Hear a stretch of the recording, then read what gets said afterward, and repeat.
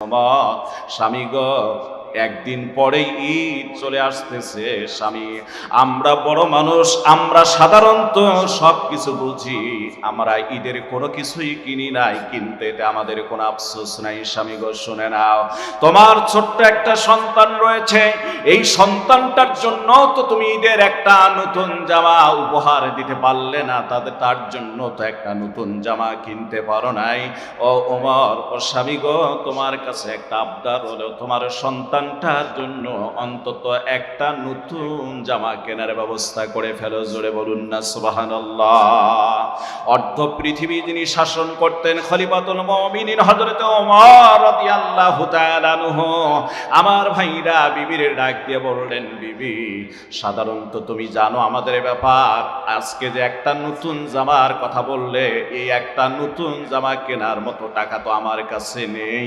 যা বেতন পেয়েছিলাম, যাহা আমার জন্য বরাদ্দ ছিল, এ তো শেষ হয়ে গিয়েছে। যদিও একদিন পর ঈদ, কিন্তু কি করব, কোনো টাকা পয়সা নাই। আমার ভাইরা, আমার বন্ধুগণ, হযরতে ওমর ইবনুল খাত্তাবের বিবি ডাক দিয়ে বললেন, স্বামী, তুমি একটু দেখো না কোনোভাবে একটা নতুন জামাই বাচ্চাটার জন্য ব্যবস্থা করা যায় কিনা।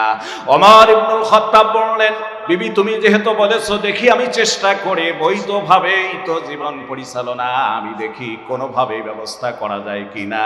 ওমর ইবনুল খাত্তাব রাদিয়াল্লাহু তাআলা আনহু একটা চিঠি লিখলেন অর্থমন্ত্রী উবাদা ইবনে জাররার কাছে। চিঠি লিখলেন, উবাদা ইবনে জাররা, রাত পহলে আজকের দিন অতিবাহিত হয়ে গেলে কালকেই তো ঈদের দিন, আমার একটা ছোট্ট সন্তান, এর জন্য একটা নতুন জামাও কিনতে পারি নাই। যদি দয়া করে 1 মাসের অগ্রিম বেতনটা দেয়া যাইত, ভাতাটা দেয়া যাইত, তাহলে এদেরকে নিয়ে সুন্দর করে হয়তোবা ঈদটা যাপন করা যেত। জোরে বলুন না সুবহানাল্লাহ, বলুন না আল্লাহু আকবার। আমার ভাইরা, উবাদা ইবনে জাররা অর্থমন্ত্রী চিঠিটা পাওয়ার পর নামাজে দাঁড়িয়ে গেলেন। 2 রাকাত নামাজ আদায় করে চোখের অশ্রু ছেড়ে দিয়ে আল্লাহর কাছে কাঁদলেন আর বললেন, আমার আল্লাহ, যে দেশের প্রধানমন্ত্রী এত সৎ, যদি তিনি আমাকে নির্দেশ দিয়ে দিত বাইতুল মাল থেকে যত সম্পদ আছে দিতে বাধ্য হয়ে যেতাম, কোটি কোটি টাকা, অসংখ্য টাকা তিনি নিতে পারতেন, কিন্তু এমন প্রধানমন্ত্রী, আহারে, তার সন্তানকে একটা নতুন জামা কিনে দিবে ঈদের পূর্ব মুহূর্তে, এই টাকাটা পর্যন্ত তার হাতে নেই। সুবহানাল্লাহ। আল্লাহ যে দেশের প্রধানমন্ত্রী এমন, আল্লাহ সে দেশে তুমি খাস করে রহমত নাজিল করো, সেই দেশের ভিতরে আল্লাহ তুমি বরকত নাজিল করে ফেলো।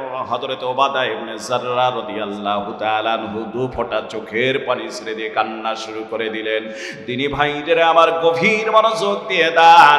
এরপর উবাদা ইবনে জাররা ওই চিঠির অপর পৃষ্ঠায় লিখে দিলেন, অর্থমন্ত্রী লিখে দিলেন, ওমর ইবনুল খাত্তাব, আমি আপনাকে 1 মাসের অগ্রিম বেতন দিতে পারি। 2টা প্রশ্ন আপনার কাছে আমি করছি, 2টা প্রশ্নের সঠিক যদি জবাব আপনি দেন, তাহলে আমি আপনাকে অবশ্যই 1 মাসের অগ্রিম ভাতার ব্যবস্থা করে দেব, বেতনের ব্যবস্থা করে দেব। এই মর্মে ওই চিঠির অপর পৃষ্ঠে 2টা প্রশ্ন লিখলেন। প্রথম নাম্বার প্রশ্ন লিখলেন, ওমর ইবনুল খাত্তাব, হে দেশের প্রধানমন্ত্রী খলিফাতুল মুসলিমিন হযরত ওমর, বেয়াদবি মাফ করবেন, প্রথম নাম্বার প্রশ্ন হলো, আপনি যে 1 মাস বাঁচবেন, এর গ্যারান্টি কি? 1 মাসের যে অগ্রিম ভাতা চেয়েছেন, এর গ্যারান্টি কি আপনি দিতে পারবেন? আপনি ওমর 1 মাস বাঁচবেন? জোরে বলা যাবে কি সুবহানাল্লাহ। আমার ভাইরা, আমার বন্ধুগণ, দ্বিতীয় নাম্বার প্রশ্ন হলো, ওমর ইবনুল খাত্তাব রাদিয়াল্লাহু তাআলা আনহু কে বললেন, আমিরুল মুমিনিন ওমর, আপনি যদি 1 মাস বাঁচেন, কিন্তু জনগণ চাইলে ওই ক্ষমতা থেকে আপনারে নামাইয়া এর ভিতরে নতুন একজন প্রধানমন্ত্রী নিয়োগ করতে পারে, সুতরাং আপনাকে আমি বলবো, তাহলে বলুন তো, আপনার এই অগ্রিম 1 মাস বেতন নেওয়াটা কি ঠিক হয়ে যাবে? ওমর ইবনুল খাত্তাব রাদিয়াল্লাহু তাআলা আনহু, আমার ভাইরা, এই চিঠিটা পাওয়ার পর তিনিও নামাজে দাঁড়িয়ে গিয়ে 2 ফোঁটা চোখের পানি ছেড়ে দিয়ে কান্দেন আর বলেন, আমার আল্লাহ, যেই দেশে এমন অর্থমন্ত্রী পাওয়া যায়, আল্লাহ গো এই দেশটা তুমি সোনার দেশে জোরে পরিণত করে দিয়েছো, জোরে বলুন না সুবহানাল্লাহ। এত জবাবদাহিত অর্থমন্ত্রী পাওয়া যায়, আল্লাহকে বললেন আমার আল্লাহ আর আমার নতুন জামা কেনার দরকার নাই সন্তানের জন্য, সুবহানাল্লাহ। কোন আমার ভাইরা, আমার বন্ধুগণ, ওমর ইবনুল খাত্তাব রাদিয়াল্লাহু তাআলা আনহু আল্লাহর শুকরিয়া আদায় করলেন। এজন্য আবার আপনাদেরকে বলতে চাই আমার ভাইরা, এরকম আল্লাহওয়ালাদেরকে যদি সংসদের ভিতরে পাঠানো যায়, আশা করা যায় আবারও ওমর ইবনুল খাত্তাবের শাসন আমল মানুষ কিছুটা দেখতে পারবে, জোরে কোন কথা ঠিক কিনা? অর্ধ পৃথিবী করিত শাসন, তালি দেয়া জামা গায়ে, আটার বস্তা পিঠে করে নিয়া আসিবিল দুস্থ মায়ের। আজি কোথা গেল সেই মানব দরদি তাওহীদি সন্তান,